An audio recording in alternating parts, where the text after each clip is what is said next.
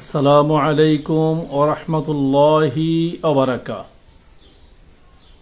নাহমাদুহু ওয়া নুসাল্লি আলা রাসূলিহিল কারীম আম্মা বা'দ ফাআউযু বিল্লাহি মিনাশ শাইতানির রাজীম বিসমিল্লাহির রহমানির রহিম قال الله تعالى في كلامه المجيد وفي فرقانه الحميد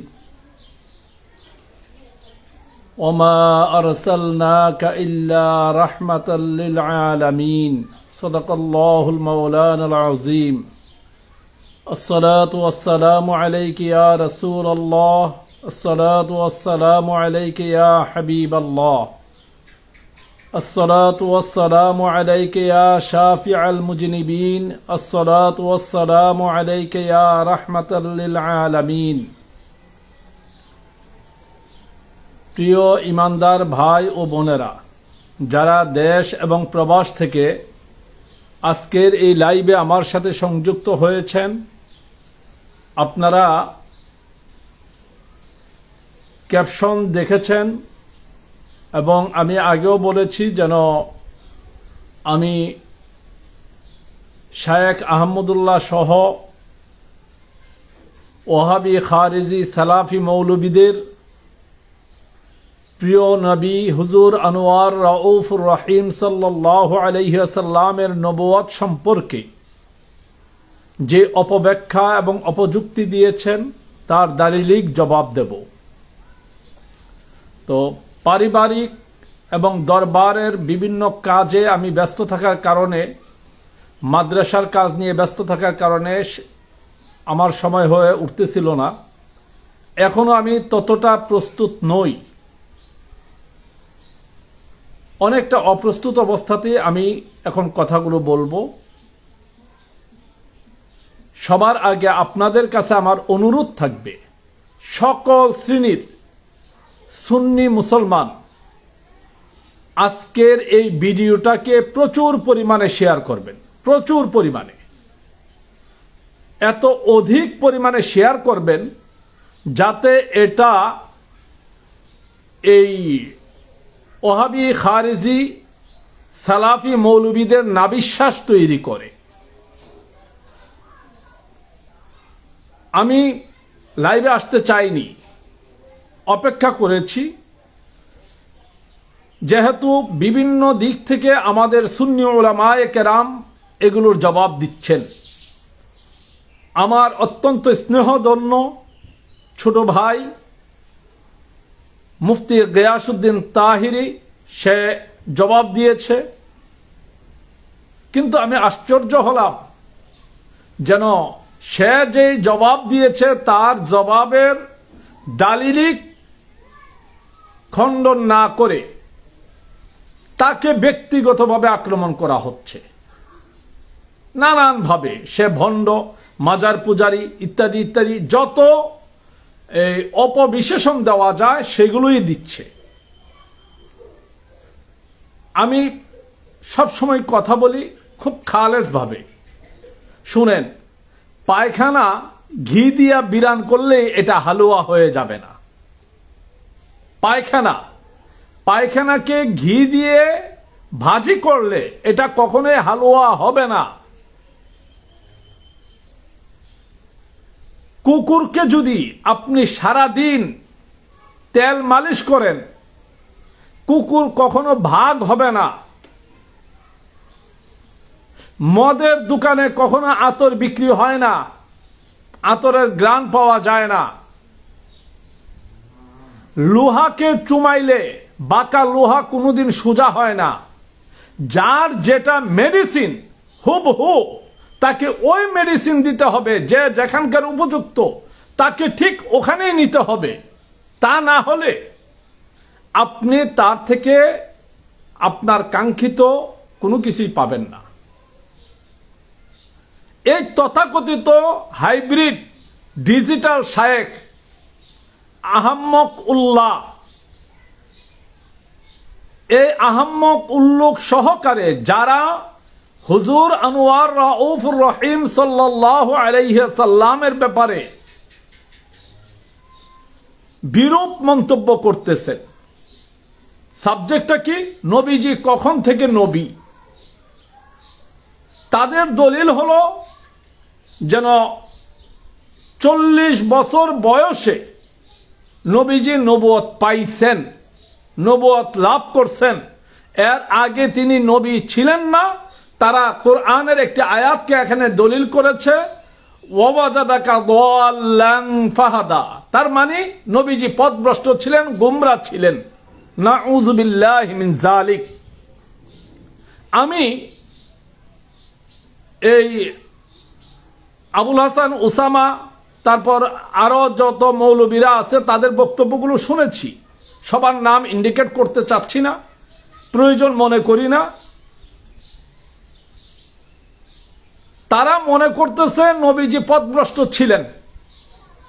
ওয়াজাদাকা দাল্লান ফাহাদা, এই আয়াতের দ্বারা তারা প্রমাণ করতে চাচ্ছে যেন 40 বছরের আগ পর্যন্ত নবীজি পথভ্রষ্ট ছিলেন, গুমরা ছিলেন।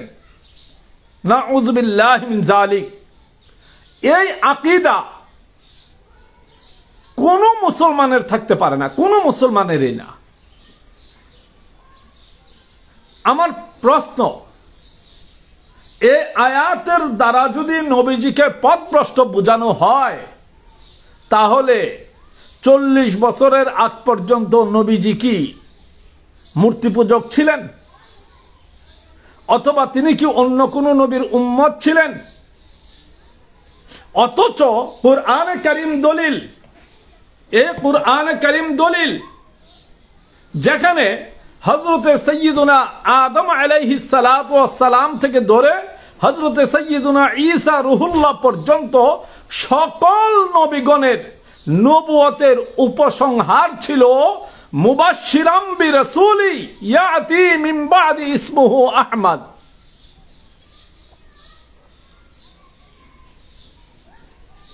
তারা একটা কথা বলতেছে যেন এই কার তাকদিরে কি আছে এটা অনেক আগে থেকেই কোরআনে লেখা আছে, সেই হিসাবে নবীর নবুয়ত লেখা ছিল, কিন্তু তিনি তখন নবী ছিলেন না। হায়রে আকল! আমি আব্দুল কাইয়ুম দুনিয়াতে জন্ম নেব, জন্ম নেওয়ার পরে আমি লেখাপড়া করব, আমি আলেম হব, এটা আমার তাকদীরের লিখন। কিন্তু হুজুর আনোয়ার রাউফুর রহিম সাল্লাল্লাহু আলাইহি ওয়াসাল্লামের নবুয়ত এটা তাকদীরের লিখন নয়, বরং হুজুর আনোয়ার রাউফুর রহিম সাল্লাল্লাহু আলাইহি ওয়াসাল্লাম সকল সৃষ্টির আগেই তিনি নবী। যদিও আল্লাহর হাবিব ওনার নূরানি জবান মুবারকের ভাষায় বুঝিয়েছেন যেন কুনতু নাবিয়্যা ওয়া আদামু বাইনাল মাই ওয়াত তিন, অথবা কুনতু নাবিয়্যা ওয়া আদামু বাইনার রূহি ওয়াল জাসাদ, কিন্তু তা নয়। আপনি দেখেন ইয়াউমুল মিসাকের দিনে, ইয়াউমুল মিসাক এটা হাদিসের দলিল নয়, এটা হাদিসের দলিল নয়। ইয়াউমুল মিসাক এটা হাদিসের দলিল নয়, এটা কোরআনের দলিল। ওয়াইদ আখাযাল্লাহু মিসাকান নাবিয়্যিনা লামা আস্তাইতুকুম, এই আয়াতের ভিতরে লামা আতাইতুকুম, এই আয়াতের ভিতরে ইয়াউমুল মিসাকের যে ঘোষণা, এটা আদম নবীর থেকে নয়, বরং এটা আলমে আরওয়াহ থেকে। তাফসীরে জালালাইন খুলেন, তাফসীরে জালালাইনের মধ্যে সুস্পষ্ট বলা আছে নবীজির একটা নাম হলো আবুল আরওয়াহ, সমস্ত রূহের পিতা। এখন আপনি নবীজিকে কখন থেকে নবী মানবেন? ইয়াউমুল মিসাক থেকে নবী মানবেন না। এই যে আয়াত পড়লেন ওয়াজাদাকা দাল্লান ফাহাদা, এই আয়াতের দ্বারা বুঝাইলেন যেন নবীজি গাফেল ছিলেন, পথভ্রষ্ট ছিলেন, গুমরা ছিলেন। আমি আরেকটা আয়াত আপনাদের সামনে তুলে ধরতেছি, সেটা হলো হযরত সাইয়্যিদুনা বাবা আদম আলাইহিস সালাম দোয়া করেছিলেন, রব্বানা যালামনা আনফুসানা। রব্বানা এটা জামা মুতাকাল্লিম, রব্বানা যালামনা আনফুসানা, এখানে কি আদম আলাইহিস সালাম জালিম ছিলেন? তিনি যালামনা শব্দটা কেন ব্যবহার করলেন? মূলত এটা আদম আলাইহিস সালামের কোনো কৃত অপরাধের জন্য নন, তিনি জালিম নন। শুধু আদম নবী কেন, 1 লক্ষ মতান্তরে 2,24,000 পয়গম্বরের কোন নবী জালিম নন, গুনাহগার নন। ওনারা মাসুম, কুল্লু আম্বিয়াও মাসুমুন, সমস্ত নবীগণ নিষ্পাপ।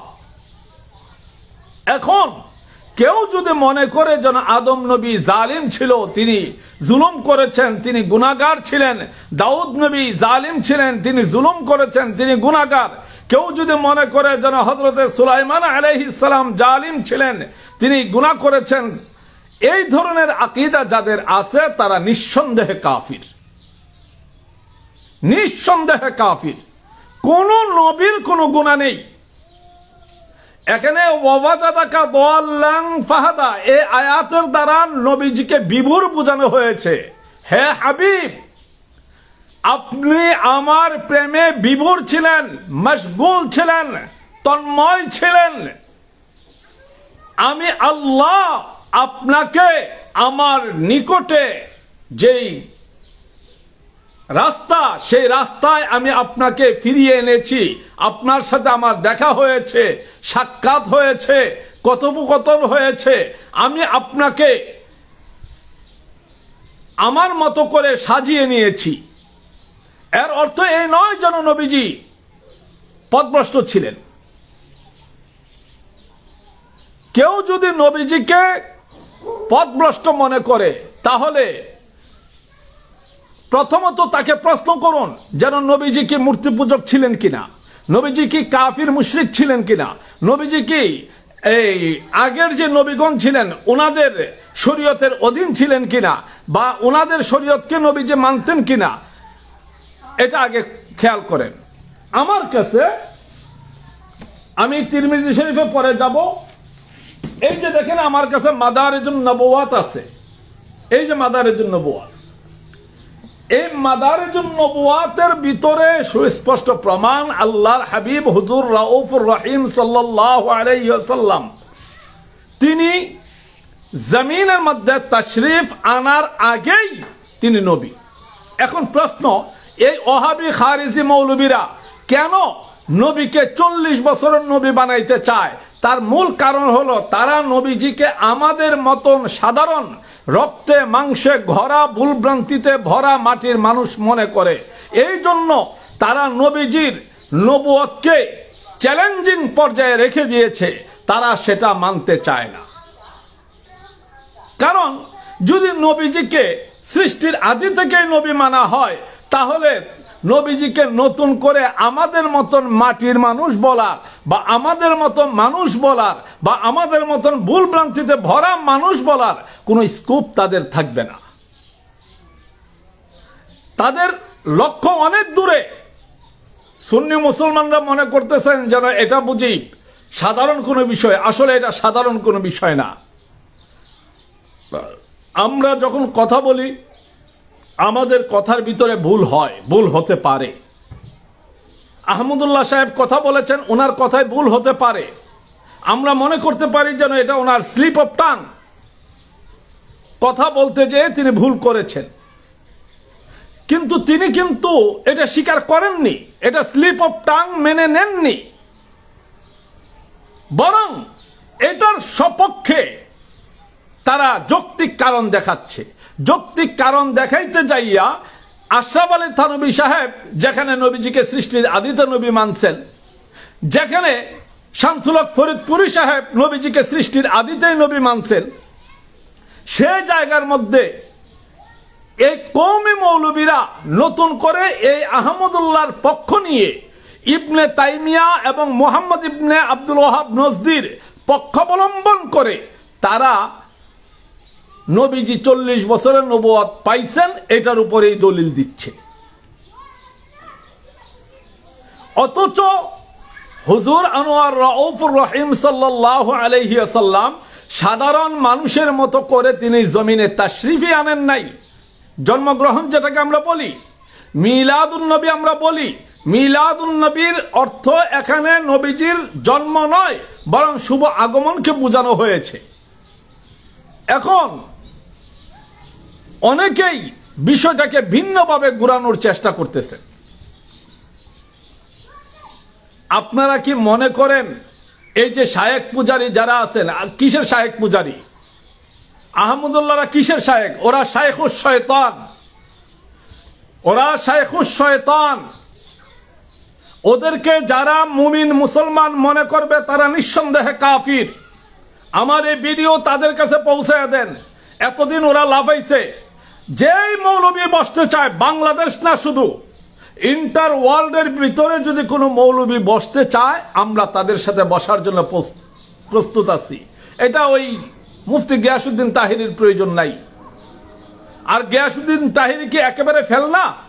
শেখ কাদরিয়া তৈয়বিয়া থেকে কামিল ফার্স্ট ক্লাস ফার্স্ট, আল্লাহ পাক তাকে সুন্দর কণ্ঠ দিয়েছেন, সে নাচ গাচ্ছে, এটাকে আপনারা তাকে বাউল শিল্পী বানাই দিলেন। সে বাউল শিল্পী হইল কিভাবে? সে বাউল শিল্পী হইল কিভাবে? তাকে মাজার পূজারী বানিয়ে দিচ্ছেন। মাজার পূজারী শব্দের অর্থ কি? এই ধরনের ল্যাঙ্গুয়েজ গুলো, এই ধরনের ভাষাগুলো কেন ব্যবহার করেন? ও সাধারণ মানুষকে বিভ্রান্ত করার জন্যে। মুফতি গিয়াসউদ্দিন তাহিরের যতটুকু ইলম আছে, আহমদুল্লাহর মতন মৌলবী আরো 10 বার তার সামনে যেতে পারবে না।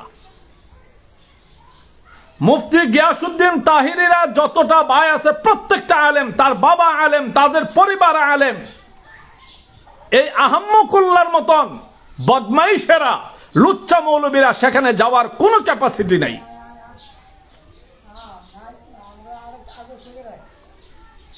কি মনে করেন আপনাদেরকে কথা বলার মতন কোন সুন্নি আলেম নাই?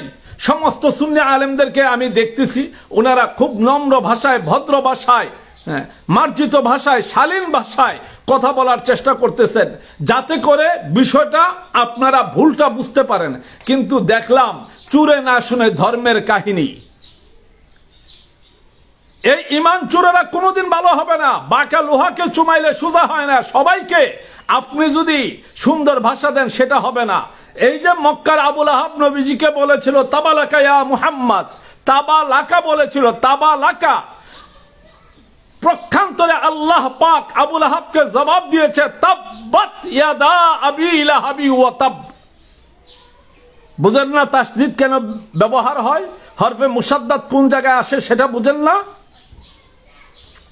এই আহমদুল্লাহদের মতন কুলাঙ্গার যারা আছে, এই ওয়াহাবি খারিজি সালাফি মৌলবী যারা আছে, তাদের জন্য শক্ত ভাষা প্রয়োগ করা এটা ইমানি দায়িত্ব। জনগণ আপনাকে ভালো বলবে নাকি খারাপ বলবে সেটা দেখার দরকার নাই।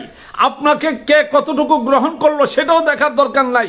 কারণ যা আল হক ওয়া জাহাকাল বাতিল ইন্নাল বাতিলা কানা যাহুকা।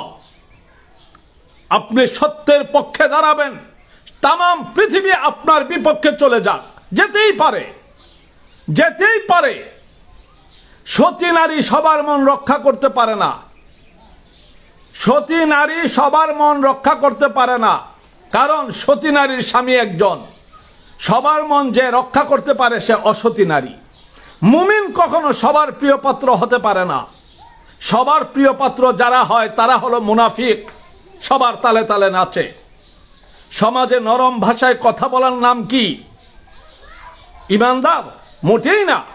যখন আল্লাহর হাবিবের শান ও আজমতের উপরে কটাক্ষপাত আসবে, নবীজির নবুয়তকে চ্যালেঞ্জ করা হবে, তখন আপনি যদি বলেন যেন এখানে মার্জিত ভাষায় কথা বলতে হবে, আমি বলবো আপনার ইমানের মধ্যে দুর্বলতা আছে। আমাদের অনেক সুন্নি আলেমদেরকে আমি দেখতেছি, ওনারা বুঝাইতে চাচ্ছেন যেন একটু আমরা নরম ভাষায় কথা বলবো, জনগণ এটা মেনে নিবে। মোটেই না, মোটেই না। আমাদেরকে কেউ অর্থ দেয় না। আমার এই ভাঙ্গা টিনের ঘর এটা সবাই চিনে, সারা বাংলাদেশ চিনে। আমি কাহারো থেকে কোনো দাদন খাই না। হক যা তা আমার জীবনের বিনিময় হলেও বলবো। আপনি নবীজিকে কখন থেকে নবী মানবেন? নবীজির দুনিয়াতে আসার পরে 40 বছর পরে এরপরে নবী হইছেন। এটাই যদি নবুয়তের দলিল হয়, আমি তো আগেই বলেছি, তাহলে আপনাকে বলতে হবে নবীজি আগে কি ছিলেন? তিনি কি কাফির মুশরিক ছিলেন? আরে আল্লাহর হাবিব জমিনে যখন তাশরিফ আনেন নাই, জমিনে না, তিনি যখন মাতৃগর্ভে তখনও তো তিনি নবী, যখন তিনি আলমে আরওয়ার মধ্যে তখনও তো তিনি নবী। আপনি নবী চিনলেন কিভাবে? আপনি বলতেছেন কালিমা পড়লেই মুসলমান, লা ইলাহা ইল্লাল্লাহু মুহাম্মাদুর রাসূলুল্লাহ, এটা জবানে বললেই মুসলমান। মুসলমান এত সহজ নয়। নবীজির নবুয়ত 40 বছর বয়সে প্রকাশ করা হয়েছে। কেন? যেমন একটা উদাহরণ দেখেন, ইমাম মাহদী জমিনে তাশরিফ আনবেন, ইমাম মাহদী জমিনে তাশরিফ আনবেন। এখন কি উনি দুনিয়াতে আসার 40 বছর পরে ইমাম মাহদী হবেন, নাকি এখনো তিনি ইমাম মাহদী আছেন? উনার প্রকাশ ঘটবে 40 বছর বয়সে, প্রকাশ। তার অর্থ এই নয় যেন তিনি 40 বছর বয়সে ইমাম মাহদী হবেন। নবীজি সৃষ্টির আদিতেই নবী, এটা তো নবীজি নিজেই বলে দিয়েছেন। আমি কোরআনে কারীমের যে আয়াত পড়েছি, ওমা আরসালনাকা ইল্লা রাহমাতাল লিল আলামিন, এই আয়াতের দ্বারা কি বোঝায়? আল্লাহ পাক যখন থেকে রব, যত আলমের জন্য রব, যত দিনের জন্য রব, নবীজি তত সময়ের জন্যই রহমত। তাহলে সৃষ্টি কি কখনো রহমত ছাড়া ছিল? আগে আল্লাহ রহমত তৈরি করেছেন, তারপরে সৃষ্টিকে তৈরি করেছেন, কারণ রহমত ছাড়া সৃষ্টি টিকতে পারবে না। আদম আলাইহিস সালামের দোয়া কবুল হয়েছে তো রহমতের কারণে, নূহ আলাইহিস সালামের দোয়া কবুল হয়েছে রহমতের কারণে, ইউনূস আলাইহিস সালামের দোয়া কবুল হয়েছে রহমতের কারণে। তো আপনি ঈসা রুহুল্লাহ নবুয়ত মেনে নেন, অন্যান্য নবীদের শান মেনে নেন, কিন্তু আমাদের নবীর শান মানতে আপনার মনে এত প্রশ্ন কেন সৃষ্টি হয়? কেন? আরে আহমদুল্লাহর চামচামি যেগুলো করে, এগুলো তো একটাও মুসলমান না। আহমদুল্লাহর চামচামি যারা করে তারা একটাও মুসলমান না। ওরা নামধারী মুসলমান, কিন্তু জাতে ওরা ইহুদি। কোন মুসলমান এই কথা মেনে নিতে পারে না। আজকে যদি কোনো নাস্তিক বলতো, তাহলে কি ছেড়ে দিতেন, রাস্তায় নামতেন? ওরা তো লেবাসধারী নাস্তিক, এই ওহাবি, খারিজি, সালাফিরা, ওরা লেবাসধারী নাস্তিক। ওরা নবীজির মধ্যে দোষ, গুণ ইত্যাদি ঢুকানোর চেষ্টা করতেছে। ওরা সুরত, লেবাস হলো তাদের আলেমের মতো, কিন্তু তারা নায়েবে নবী নয়, তারা নায়েবুশ শয়তান। আপনি নবীজিকে কখন থেকে নবী মানবেন? দেখেন, নবীজির যতগুলো নাম আছে, প্রায় 4000 নাম। নবীজির প্রায় 4000 নাম। 1000 নাম আছে আরশে আজিমের মধ্যে, 1000 নাম আছে আলমে আরওয়ার মধ্যে, 1000 নাম আছে আলমে মালাকুতের মধ্যে, ফেরেশতাদের জগতের মধ্যে। 300 নাম আছে তাওরাতে, 300 নাম আছে জবুরে, 300 নাম আছে ইনজিলে, 100 নাম আছে কোরআনে কারীমের মধ্যে। এই কোরআনে কারীমের মধ্যে যে 100 নাম আছে, তার মধ্যে নবীজির নামের মধ্যে আউয়ালুন, আখিরুন, যাহিরুন, বাতিনুন, রাহমাতুন, মুহাল্লিলুন, মুহাররিমুন, আমিরুন, নাহিন, শাকুরুন, কারীবুন, মুনীবুন, মুবাল্লিগুন, এই শব্দগুলো আছে। কেন? কারণ তিনি সৃষ্টির আদি থেকেই নবী। এটা বুঝতে হলে অন্তরের মধ্যে ঈমানের নূর দরকার, ঈমানের নূর। ওরা ঈমানের নূর পাবে কোথায়? ওদের নবী তো মাটির নবী। এই ওহাবি, খারিজি, সালাফিদের নবী মাটির নবী। আমাদের নবী মাটির নবী না। আমাদের নবী সূরত বাশার, মানব জাতিকে হেদায়েত করার জন্য মানবের বেশে মানুষের মধ্যে তিনার আগমন ঘটেছেন, কিন্তু তিনি হাকিকতে আল্লাহ পাকের জাতে জালালের কুদরতি নূরের তাজাল্লি জুতি। ওরা নবীজিকে 40 বছর বয়সে নবী হয়েছে। এর আগে দেখেন ভাইরাল বক্তাগুলোর অবস্থা দেখেন। এর আগে এই যে মিজানুর রহমান আজহারি ছিল একটা, সে নবীজির সম্পর্কে উম্মাহাতুল মুমিনিনদের সম্পর্কে কি ধরনের ভাষা প্রয়োগ করত। ওরা বেয়াদবদের ভাষা ঠিক নাই। যারা নবীর শানে বেয়াদবি করে আপনি তাদের সাথে কিসের আদব দেখাবেন, কিসের ভালো সম্পর্ক দেখাবেন? যেখানে আল্লাহর হাবিব সহিভাবে বলতেছেন যেন কুনতু নাবিয়্যা ওয়া আদামু বাইনাল মাই ওয়াত তিন, কুনতু নাবিয়্যা ওয়া আদামু বাইনার রূহি ওয়াল জাসাদ। আদমের অনেক আগেই তিনি নবী।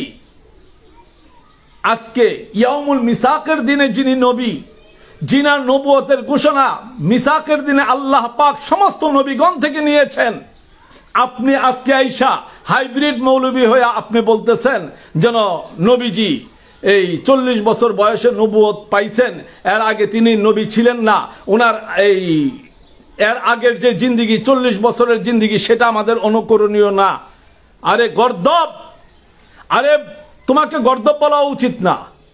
উলাইকা কাল আনআম বাল হুম আদাল। তোমরা যারা নবীর সম্পর্কে এই আকীদা পোষণ করো, তোমাদেরকে চতুষ্পদ জন্তু জানোয়ার বলা যাবে না, শিয়াল কুকুরও বলা যাবে না। তোমরা উলাইকা কাল আনআম বাল হুম আদাল, তোমরা চতুষ্পদ জন্তু জানোয়ারের চাইতেও নিকৃষ্ট। যখন দাত্রী মাতা হালিমার ঘরে নবীজি গেলেন, সেদিন তো কোরআন ছিল না, আহম্মকুল্লাহর বাপের জন্ম হয় নাই। শিশু নবীকে ইনসাফ শিক্ষা দিয়েছেন কে? কে? আল্লাহর হাবিব যখন মাতৃগর্ভে ছিলেন তখন আল্লাহর হাবিবকে প্রোটেকশন করেছিলেন কে? আল্লাহর হাবিব জমিনে আসার সময় হযরতে আসিয়া থেকে ধরে মা হাওয়া থেকে ধরে ওনারা যা আসলেন, কার জন্য আসলেন? আব্দুল্লাহর ছেলে মুহাম্মদের জন্য, নাকি নবীর জন্য, রাহমাতুল লিল আলামিনের জন্য?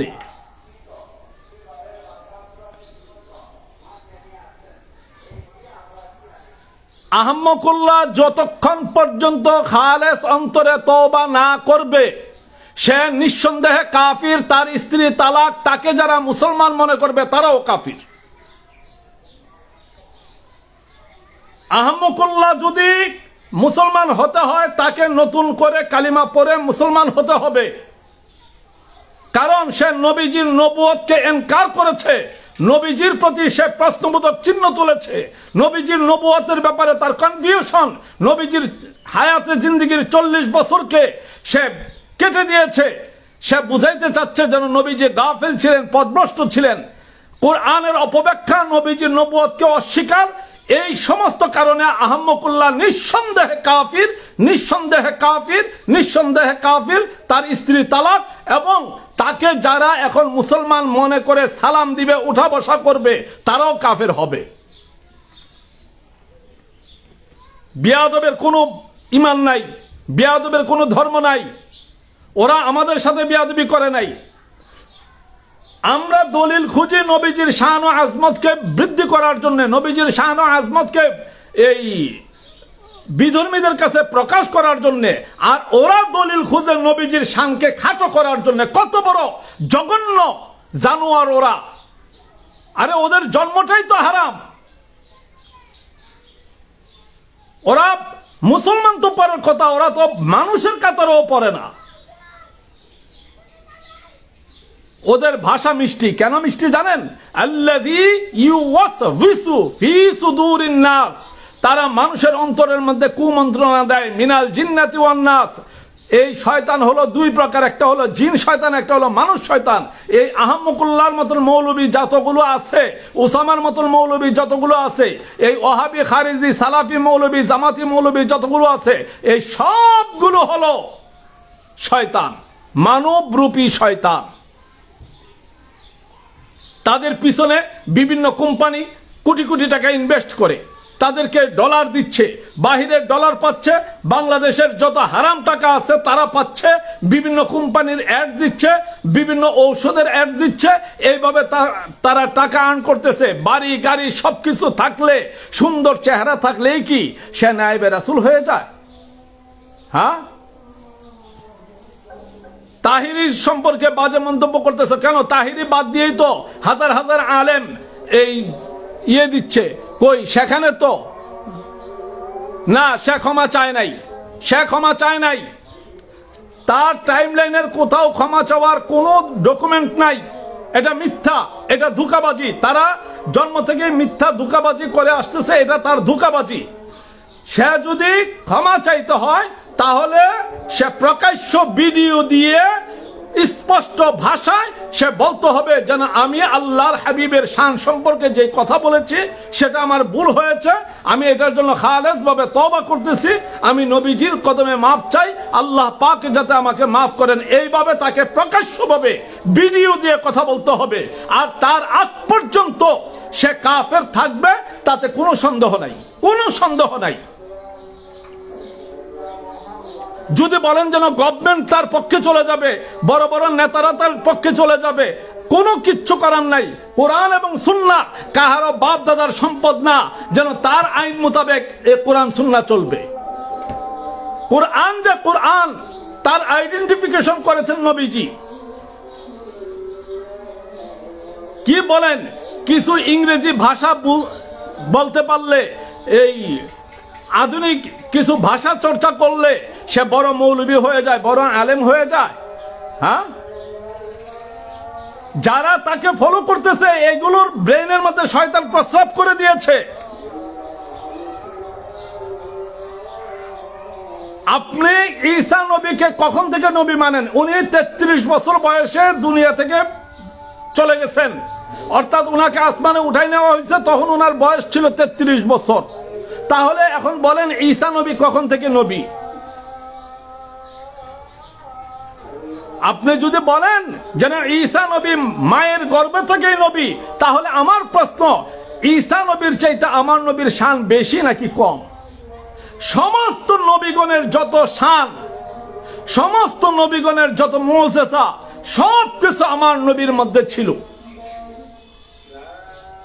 সবকিছু, আদম থেকে ঈসা রুহুল্লাহ পর্যন্ত সব নবীরই, কোন নবীর একটা, কোন নবীর দুটা, কোন নবীর তিনটা, কোন নবীর চারটা, কোন নবীর পাঁচটা, কোন নবীর 6, কোন নবীর 7, কোন নবীর 8, কোন নবীর 9। 9টার উপরে কোন নবীর কোন মুজিজা নাই।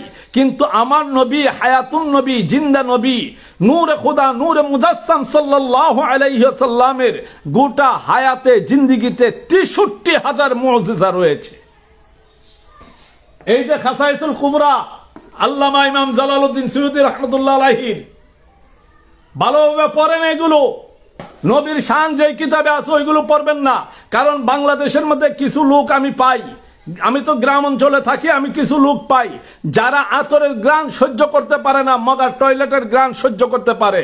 এই সমস্ত বদমাইশ মৌলবীরা, তারা নবীর শান সহ্য করতে পারে না, তারা ইহুদি নাসারাদের অনুকরণ করতে পারে।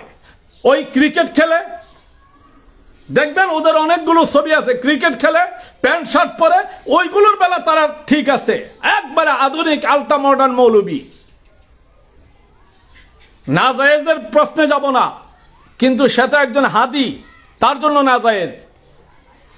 প্যান্ট শার্ট নাজায়েজ কিনা, ক্রিকেট নাজায়েজ কিনা আমি সেখানে যাচ্ছি না, কিন্তু সে একজন হাদি, তার জন্য নাজায়েজ, যখন সে হাদি হিসাবে মাঠে বক্তব্য দেয়। এখন আমাদের কি অবস্থা? আমাদের কিছু সুন্নি, বাটপার সুন্নি, লেভেলদারি সুন্নি, রূপ বদলাই না সুন্নি, তারাও দেখি মাঝে মধ্যে ওদেরকে হাইলাইটস করে। কেন? কারণটা কি? সে কোন কোম্পানির ব্র্যান্ড অ্যাম্বাসেডর হতে পারে, কিন্তু সে আমাদের জন্য কোনো মুতাবার গ্রহণযোগ্য ব্যক্তি নয়, সে আমাদের কোনো আকাবির নয়, সে ইসলামের বিধানে, ইসলামের নীতি নির্ধারক নয়।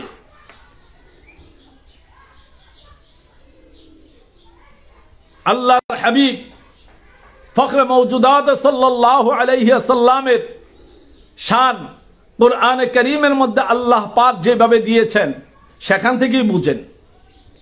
ওয়াজাদাকা দাল্লান ফাহাদা একটা আয়াতকে নিয়ে আসলেন, নবীজি গাফেল পথভ্রষ্ট, এই অর্থটা করাই তো হারাম, এই অর্থ করাতেই কুফরি। পড়েন নাই কোরআনে লা তাকুলু রাইনা ওয়া কুলু উনজুরনা ওয়াসমাউ, পড়েন নাই? কি বলা আছে? একটি আয়াতের যদি একটি শব্দের যদি দুইটি অর্থ হয়, দুইটি অর্থের মধ্যে যদি একটি অর্থ খারাপ অর্থে ব্যবহৃত হয়, ওই অর্থটা আল্লাহ এবং আল্লাহর রাসূলের শানে ব্যবহার করা যাবে না। যেমন কুরআনের আয়াত আছে ওয়ামাকারু ওয়ামাকারাল্লাহ আল্লাহু খায়রুল মাকিরিন, মকর মানে ধোঁকাবাজ, মিথ্যাবাদী, ছলনাকারী, প্রতারণাকারী। এখন বলবেন কি যেন আল্লাহ ধোঁকাবাজ, মক্কর অর্থ করতে পারবেন? মৌলভী সাহেব আছে ওই হিম্মত? আমরা জানি নাহনু শব্দটা জমা মুতাকাল্লিম, কিন্তু আল্লাহ পাক এক জায়গায় বলেছেন কুল হু আল্লাহু আহাদ।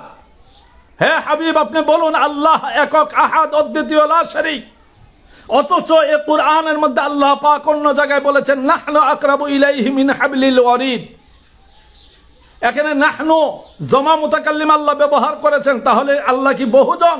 না, সেখানে নাহনু শব্দটা আল্লাহ পাকের ক্ষেত্রে এটা জমিরে শান হিসেবে ব্যবহৃত হয়। এখানে ওয়াজাদাকা দাল্লান ফাহাদা, এখানে দাল্লুন শব্দটা নবীজির ক্ষেত্রে বিভোর, তন্ময়, মশগুল, প্রেমে বিভোর যিনি, সেই অর্থে ব্যবহৃত হয়েছে। কোরআনের শাব্দিক অনুবাদ সব জায়গায় যদি একই ধরনের করার চেষ্টা করেন, তাহলে তো আপনি ইসলাম বুঝলেন না, আপনি আলেম হওয়ার উপযুক্ত না। আলেম হতে গেলে যেই ধরনের জ্ঞান লাগে, প্রজ্ঞা লাগে, নাহবু, সরব, উসুল, বালাগাত, মান্তিক বুঝতে হয়, এগুলো তো আপনার মধ্যে নাই। এই বর্তমানে যতগুলো ভাইরাল মৌলবী দেখতেছেন, যতগুলো এই ওহাবী খারিজিদের যতগুলো ভাইরাল মৌলবী আছে, এগুলো সবগুলো চাপাবাজ, এগুলোর কোনো ইলম নাই, এগুলোর মধ্যে কোনো ইলম নাই। যতটুকু ইলম আছে তার চেয়ে বেশি আছে তাদের তাকাব্বুরি, তাদের মধ্যে কোনো খুলুসিয়ত নাই। তারা ওয়াজের বক্তব্যের মধ্যে আইসা এক এক ধরনের কথা বলে, এক একটা কন্টেন্ট তৈরি করে। তাদের কতগুলো এই দালাল মিডিয়া আছে, এই ইউটিউবার আছে, কন্টেন্ট ক্রিয়েটর আছে, তারা এগুলোকে হাইলাইটস করে করে ছেড়ে দিচ্ছে। এটার নাম কি? ইলম চর্চা? হ্যাঁ, নবীজির শান সম্পর্কে বোঝার জন্য হাদিসের ভিতরে যাওয়ারও প্রয়োজন নাই, এ কুরআনে কারীমই তো যথেষ্ট। যেখানে আল্লাহ পাক নবীজিকে বলেছেন আর রহমান আল্লামাল কুরআন, ইয়াসিন ওয়াল কুরআনিল হাকিম, যেখানে নবীজির শানকে বুঝাইতে যাইয়া আল্লাহ পাক রব্বুল আলামিন কুরআনে কারীমের মধ্যে বলেছেন নুন ওয়াল কলামি ওয়া মা ইয়াসতুরুন মা আনতা বিনি'মাতি রাব্বিকা বিমাজনুন ওয়া ইন্না লাকা লাআজরান গায়রা মামনুন ওয়া ইন্নাকা লাআলা খুলুকিন আযীম। খুলুকিন আযীম নবীজিকে বলা হয়েছে। আপনি কি বুঝাইতে চাচ্ছেন? নবীজি 40 বছর পরে নবী হইছেন, তার আগে নবীজি পথভ্রষ্ট ছিলেন। নবীজির আগের 40 বছর আমাদের জন্য অনুকরণীয় না। তাহলে কি ওই 40 বছর আমরা আবু জাহেলকে অনুসরণ করব? উতবা সাইবাকে অনুসরণ করব? নবীজিকে আবু জাহেল উতবা সাইবাকে অনুসরণ করেছেন? হ্যাঁ, হযরতে সাইয়্যিদুনা ইব্রাহিম আলাইহিস সালাম যদি শিশু থেকেই শিরকের বিরুদ্ধে থেকে থাকেন, হযরতে সাইয়্যিদুনা মুসা কালিমুল্লাহ যদি সৃষ্টির শুরু থেকে মাতৃগর্ভ থেকেই ফেরাউনের জন্য ভয়ঙ্কর হয়ে থাকেন, আল্লাহর হাবিব হুজুর আনোয়ার রাউফুর রহিম সাল্লাল্লাহু আলাইহি ওয়াসাল্লামকে এত দুর্বল মনে করেন কেন? নবীজির মুজিজা তো তার হয়, মুজিজা তার হয় জানার মধ্যে নবুয়ত থাকে। যেমন হযরতে ঈসা রুহুল্লাহ শিশু অবস্থায় কথা বলেছেন, এটা ওনার মুজিজা। হযরতে সাইয়্যিদুনা মুসা আলাইহিস সালাম তিনি ফেরাউনকে থাপ্পড় মারছেন, এটা ওনার মুজিজা। হযরত সাইয়্যিদুনা ইব্রাহিম খলিল তিনি মূর্তি ভেঙেছেন, এটা ওনার মুজিজা। তো নবী হওয়ার পরে মুজিজা হয়, তাহলে নবীজি যদি নবী না হবেন তাহলে ওনার 40 বছর জিন্দেগির যা কিছু আছে সেটা কি মুজিজা হবে? কি বুঝাইতে চান? মাতাল লোক যারা, যারা নেশাখোর, আধুনিক বিজ্ঞানের নেশায় যারা আসক্ত হয়ে গেছে, ঈমান এবং ইসলামের নূর যাদের অন্তর থেকে বিদায় নিয়ে চলে গেছে, তারা আপনাদের কথায় পথভ্রষ্ট হতে পারে।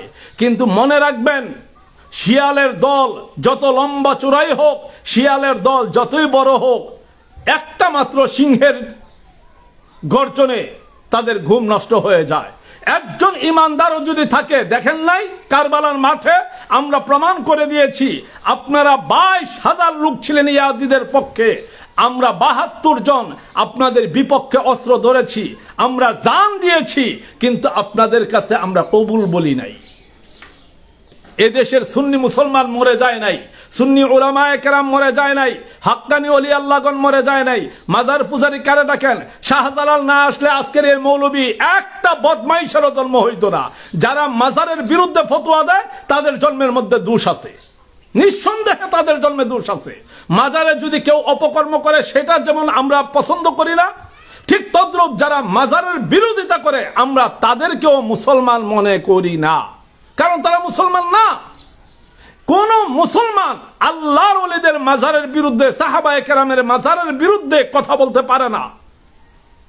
মাজার জিয়ারত করা হয়, সেখানে যে তাসবিহ তাহলিল পড়া হয়, কুরআন তেলাওয়াত করা হয়, আল্লাহর নেককার বান্দাদের উসিলা দিয়ে কুনু মাআস সাদিকিন কুনু মাআস সালিহিন, এই আয়াতের মর্মে ওনাদের উসিলা দিয়ে আল্লাহর কাছে দোয়া করা হয়। এখন এটার নাম মাজার পূজারি?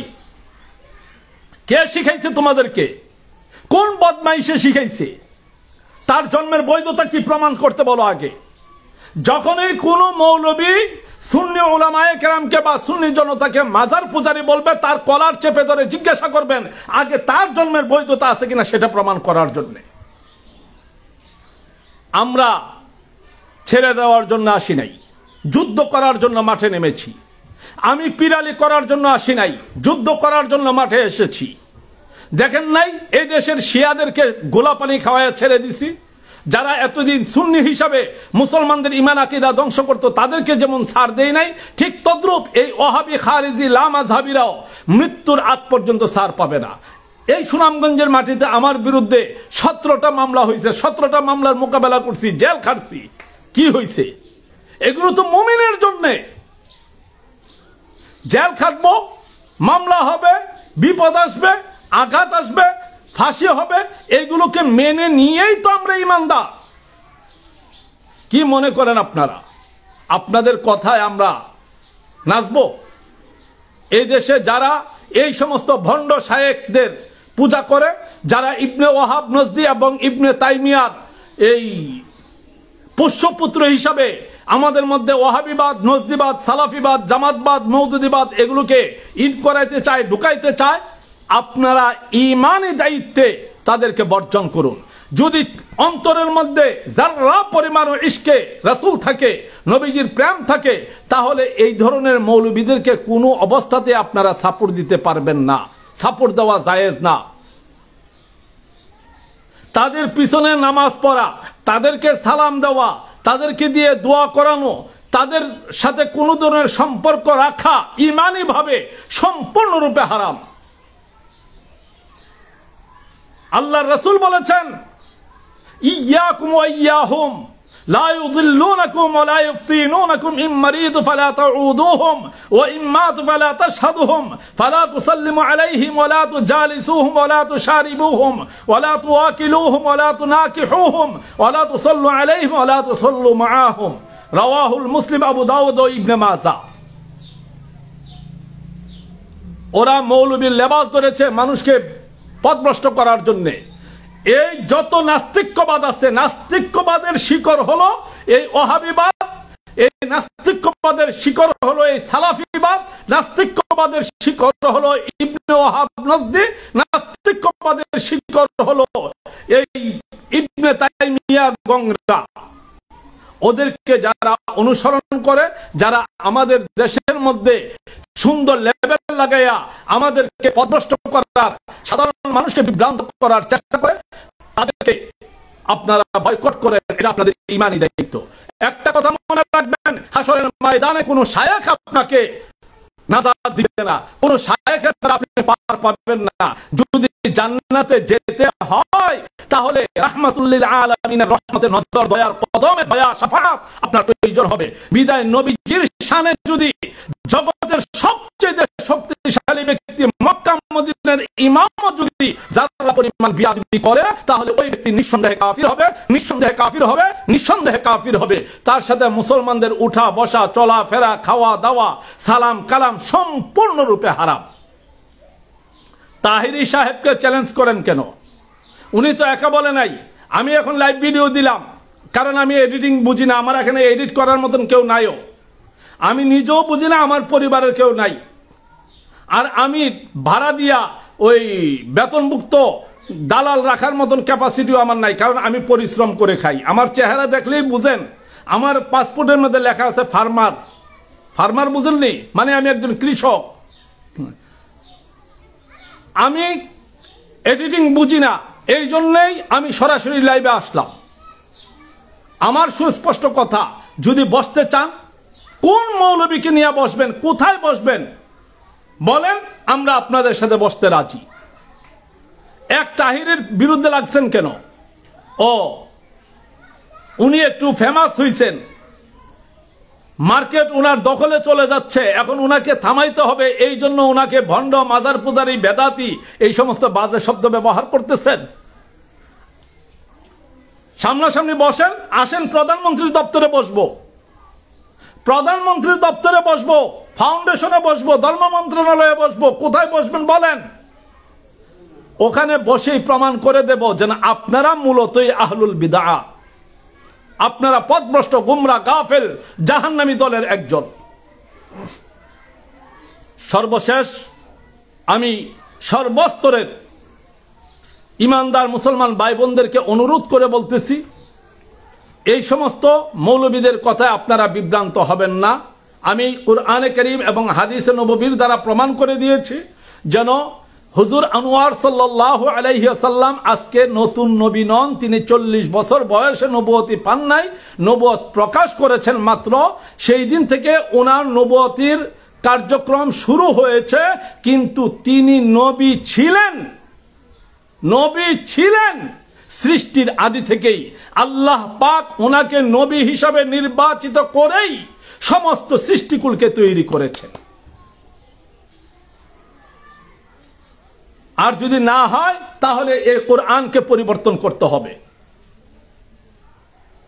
আগে কোরআন পরিবর্তন, এরপরে আপনাদের দলিল। আপনি তিরমিজি শরীফের যে হাদিসটা কুনতু নাবিয়্যা ওয়া আদামু বাইনার রূহি ওয়াল জাসাদ, আমি এতগুলো খুলে দেখানোর মতন সময় আমার নাই, একটার পর একটা পার্ট টু পার্ট দেখানোর মতন সময় নাই। এই জন্য আমি টাইমলাইনে পোস্ট করে দিয়েছি। একবারে তাহিরি যখন ঘোষণা দেয়নি তার আগে আমি ফতোয়া দিয়ে দিয়েছি যেন সে কাফের, তার স্ত্রী তালাক, তারে যারা মুসলমান মনে করবে তারাও কাফের। প্রিয় ইমানদার ভাই ও বোনেরা, আপনারা তাদের এই ধরনের হাইব্রিড মৌলবীদের থেকে, ডিজিটাল মৌলবীদের থেকে নিজেদের ইমান আকীদাকে হেফাজত করেন। ইমান রাখেন আল্লাহর হাবিব হুজুর রাউফুর রহিম সাল্লাল্লাহু আলাইহি ওয়াসাল্লাম, তিনি সৃষ্টির আদি থেকেই নবী। 40 বছর বয়সে জাহিরি জিন্দেগিতে ওনার নবুয়ত প্রকাশ পেয়েছে, তিনি দিনের দাওয়াত দেওয়া শুরু করেছেন, কিন্তু তিনার নবুয়ত কর্তন হয় নাই। ওনার নবুয়তের উপরে ভিত্তি করে সকল নবীগণের নবুয়ত ছিল। আর যারা নবীকে 40 বছরের নবী বানাইতে চায়, তাদের মূল উদ্দেশ্য হলো নবীকে আমাদের মতন সাধারণ মাটির মানুষ মনে করানো, আমাদের মতন ভুলে ভ্রান্তিতে ভরা, আমাদের মতন এই দুর্বল কিসিমের নবী মনে করা, এই ধরনের চিন্তা চেতনা। এবং যখন তারা কুরআনের আয়াত দিয়ে বলবে যেন এই ওয়াজাদাকা দাল্লান ফাহাদা, নবীজি পথভ্রষ্ট ছিলেন, এই কথাটা বলার সাথে সাথে আপনি মেনে নেবেন যেন এই মৌলবী নিঃসন্দেহে কাফের এবং সে ইহুদি নাসারাদের দালাল।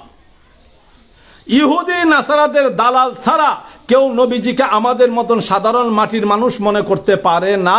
ইহুদি নাসারাদের দালাল ছাড়া কেউ নবীজিকে পথভ্রষ্ট মনে করতে পারে না। ইহুদি নাসারাদের দালাল ছাড়া কেউ নবীগণকে গুনাহগার মনে করতে পারে না।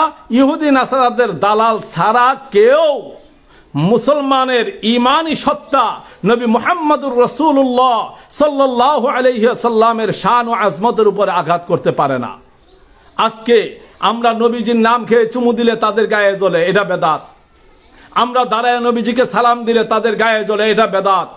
অথচ তাদেরকে যদি আমরা পুঙ্খানুপুঙ্খানু রূপে ধরি তাহলে দেখা যাবে যেন তাদের জন্ম থেকে মৃত্যু পর্যন্ত পুরোটাই বিদআত। আল্লাহ পাক এই সমস্ত দাজ্জাল, কাজ্জাব এবং ঈমান হরণকারী ইহুদি নাসারাদের প্রোডাক্ট, এই হাইব্রিড মৌলবীদের থেকে আমাদের ঈমান এবং আকীদাকে হেফাজত করুক। আমিন। ওমা আলাইনা ইল্লাল বালাগ। সবাই এই ভিডিওটা বেশি বেশি করে শেয়ার করে দিবেন। সবার প্রতি আন্তরিক শুভেচ্ছা রইল। আসসালামু আলাইকুম ওয়া রাহমাতুল্লাহি ওয়া বারাকাতুহু।